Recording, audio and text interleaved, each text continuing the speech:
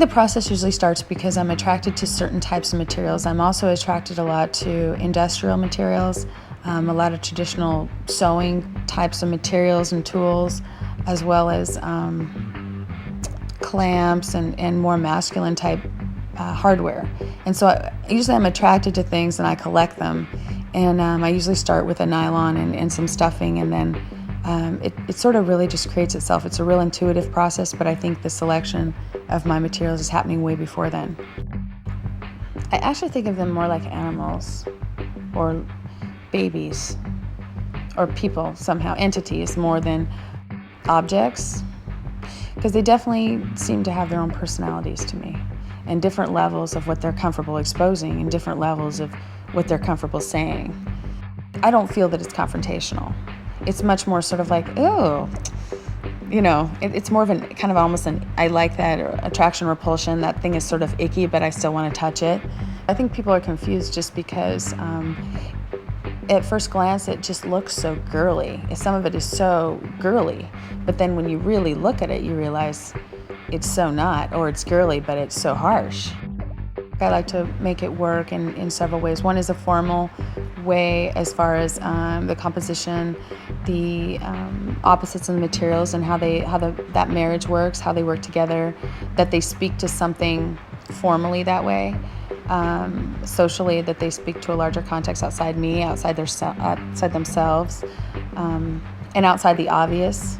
There's so much more in there, and there's a lot of things that look like sexual organs, like flowers and light poles and all kinds of things in the world that are phallic and vaginal, and I think that's only natural. I mean, I think houses and cars look like faces, so I think that's fine. There's a lot of force that goes into, say, at one point I stuffed something like 80 yards of silk into some nylons, and they were so stressed that the act of sewing back over those nylons was really the repair of the damage caused by the force of those two materials coming together.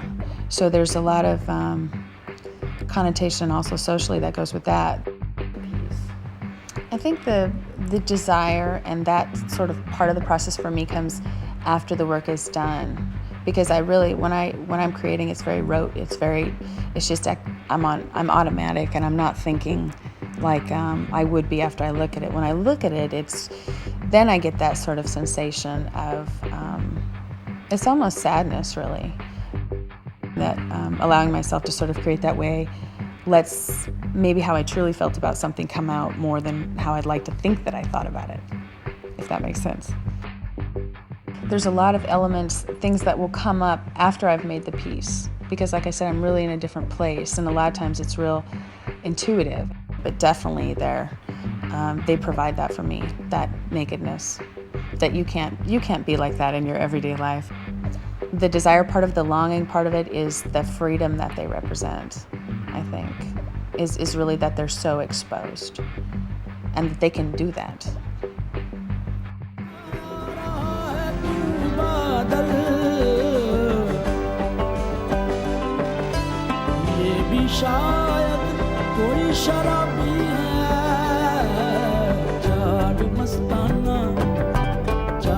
मस्ताना नजर गुलाबी